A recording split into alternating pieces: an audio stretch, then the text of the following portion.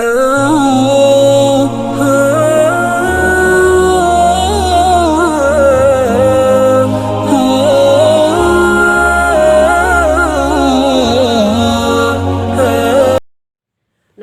ونصلي ونسلم على رسوله الكريم اما بعد فاعوذ بالله من الشيطان الرجيم بسم الله الرحمن الرحيم رب اشرح لي صدري ويسر لي امري واحلل عقدة من لساني يفقهوا قولي۔ عظیم مذہب کے عظیم پیروکاروں، سلام علیکم طبتم۔ آپ سن رہے ہیں مختلف اسلامی واقعات میں اپنی زندگی کو بہترین بنانے کے لیے ان پاکیزہ ہستیوں کے واقعات جن کی زندگیاں ہمارے لیے اسوہ حسنہ ہیں۔ آج سے انشاءاللہ تعالی ہم معراج النبوی پر مفصل گفتگو کریں گے، جو اسلامی واقعات کی صورت میں آپ کے سامنے پیش کیے جائیں گے، اور آپ اس واقعات سے اپنے نبی کی شان کو پہچانیے کہ ہمارے نبی کی شان کتنی بلند ہے۔ بسم اللہ الرحمن الرحیم۔ سبحان اللہ ذی اسریٰ بعبدہ لیلا من المسجد الحرام الی المسجد الاقصی بارکنا حولہ لنریہ من آیاتنا انہ هو السمیع البصیر۔ اللہ تعالیٰ نے قرآن پاک میں اپنے پاک حبیب کی سفر معراج جو ہے اس کو بیان فرمایا۔ پوچھنے والوں نے پوچھا کہ میرے مالک، تیرے پاک حبیب کو معراج کس وقت ہوئی؟ فرمایا، اے بندہ مومن، تو نے یہ غور نہیں کیا کہ آدھے سپارے ادھر ہیں اور آدھے ادھر ہیں اور درمیان میں 15واں سپارہ ہے۔ فرمایا، آدھی رات ادھر تھی اور آدھی ادھر تھی جب میں نے اپنے پاک حبیب کو اپنے پاس بلایا۔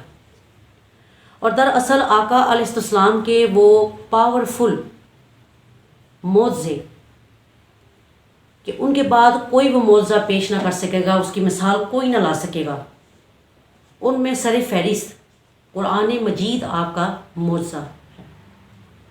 اور نمبر 2 معراج نبوی، اور شق قمر، چاند کو 2 ٹکڑے کر دینا، اس کے بعد سورج کو پلٹا دینا۔ یہ انشاءاللہ ان کی حیات طیبہ میں اکثر واقعات جو ہیں وہ آپ کے ساتھ بیان ہوتے رہیں گے۔ آج جو ہمارا ٹاپک ہے وہ کیا ہے کہ آقا علیہ السلام کی عاجزی اور ان کا ذکر پہلی کتابوں میں کس طرح آیا۔ آقا علیہ السلام معراج نبوی سے ہو کر واپس آ چکے ہیں، اور ابھی حضرت صدیق اکبر کو بھی نہیں معلوم کہ میرے پاک حبیب عرش برینک پر جا چکے ہیں۔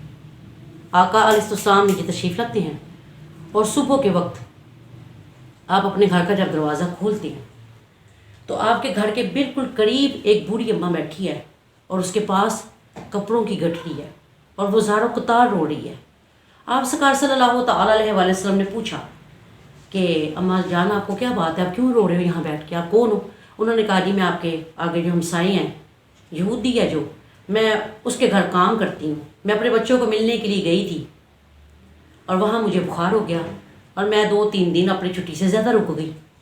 اب میں رو اس لیے رہی ہوں کہ یہودی جو آپ کا ہمسایہ ہے اس نے مجھے نہیں رکھنا، اور وہ بھر کے مجھے مارے گا، اور پھر تاوان بھی مانگے گا، جرمانہ مانگے گا، اور میری تنخواہ نہیں دے گا، اور مجھے بخار ابھی بھی ہے۔ آقا علیہ السلام نے ارشاد فرمایا کہ آپ پریشان نہ ہوں، آپ میرے ساتھ آئیں، میں اس کے ساتھ بات کرتا ہوں آپ کی۔ اب کیا ہوا؟ اب آقا علیہ السلام چند قدم آگے جاتے ہیں، لیکن وہ اماں جی وہیں بیٹھی ہوئی ہیں۔ آپ سرکار صلی اللہ تعالیٰ علیہ وسلم نے ارشاد فرمایا، آپ آتی نہیں ہیں۔ انہوں نے کہا، جی مجھے بخار اس قدر زیادہ ہے کہ میں اٹھ کے کھڑی نہیں ہو سکتی۔ تو آپ سرکار صلی اللہ علیہ وسلم نے اپنی کملی مبارک ان کی طرف بڑھائی، کیونکہ آقا علیہ السلام کا یہ خاصہ پاک ہے کہ آپ نے اپنے ہاتھ مبارک سے دست اقدس سے کسی غیر عورت کو نہیں چھوا، حتیٰ کہ اگر آپ کسی عورتوں کو بیعت بھی کرتے تھے تو آپ اپنے گھر میں پانی کا پیالہ رکھ کر اس میں ہاتھ ڈبوتے تھے، اور ہاتھ ڈبو کر جاتے ہوئے کہتے تھے، کیا فرماتے تھے؟ اے عائشہ صدیقہ رضی اللہ تعالیٰ عنہا طیبہ طاہرہ محبوب خدا، کہ عائشہ جب اگر کوئی عورت آئے تو ان کو بیعت کے لیے یہ پانی دینا، تاکہ اس میں وہ پانی کے اندر ہاتھ ڈبوئیں اور وہ میری بیعت ہو جائے گی۔ آقا علیہ السلام نے اپنی کملی کو آگے بڑھایا اور فرمایا، ماں جی اس کا سہارا لے کر آپ اٹھیں۔ جب وہ انہوں نے کملی کو ہاتھ لگایا تو وہ ایک دم اس طرح کھڑی ہوئی جس طرح بندہ تندرست کھڑا ہوتا ہے۔ آپ سرکار صلی اللہ علیہ وسلم نے ارشاد فرمایا کہ آپ ٹھیک ہیں؟ انہوں نے کہا، جی میں نے آپ کی یہ چادر پکڑی اور میرے جسم کا بخار ختم ہو گیا ہے۔ اب وہ گٹری جو تھی آپ سرکار صلی اللہ علیہ وسلم نے اپنے سر مبارک پر اٹھائی، اور آپ چل پڑے۔ اب آگے آگے آقا علیہ السلام ہیں، ان کے پیچھے وہ اما جی ہیں۔ آپ نے جا کر دروازہ کھٹکھٹایا، اندر سے آواز آتی ہے، باہر کون ہے؟ آپ نے شاہ فرمایا میں محمد عربی صلی اللہ تعالی علیہ وآلہ وسلم ہوں۔ اندر سے آواز آتی ہے کہ تم مجھے صبح صبح ہی کلمہ پڑھانے آ گئے ہو، میں نے تو تمہارا کلمہ نہیں پڑھنا، میں پہلے بھی تمہیں کتنی دفعہ کہہ چکا ہوں کہ میں تمہارا کلمہ نہیں پڑھ سکتا۔ جب اتنی بات ہوئی آپ سرکار صلی اللہ علیہ وسلم نے شاہ فرمایا میں تمہیں کلمہ پڑھانے نہیں آیا، تم دروازہ تو کھولو۔ جب انہوں نے دروازہ کھولا، دروازہ کھولتے ہی انہوں نے آقا علیہ السلام کو پوچھا، اے محمد سچ بتاؤ، کیا رات کو آپ کو معراج نبوی ہوئی ہے؟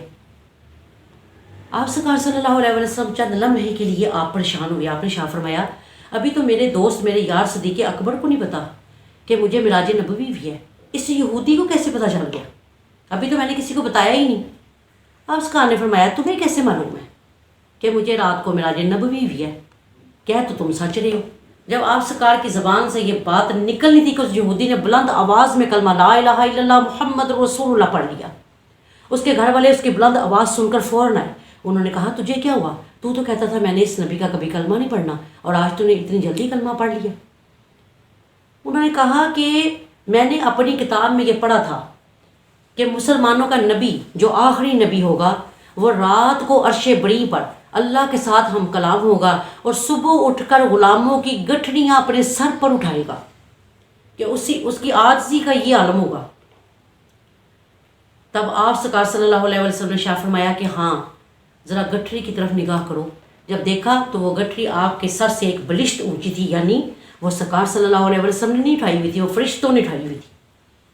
وہ اماں جان جو ہے وہ بھی کلمہ پڑھ لیتی ہیں اور جو وہ یہودی ہے وہ بھی کلمہ پڑھ لیتے ہیں۔ دراصل معراج نبوی سمجھ میں نہ آنے والا اور معجزہ کہا ہی اسے جاتا ہے جو سمجھ میں نہ آئے۔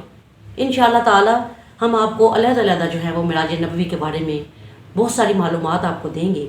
اللہ تعالیٰ اس درس کو قبول کرے، قبول کر کے مقبول کرے۔ وما علینا الا البلاغ المبین وبلغنا رسولہ النبی الکریم الامین طٰہٰ یاسین۔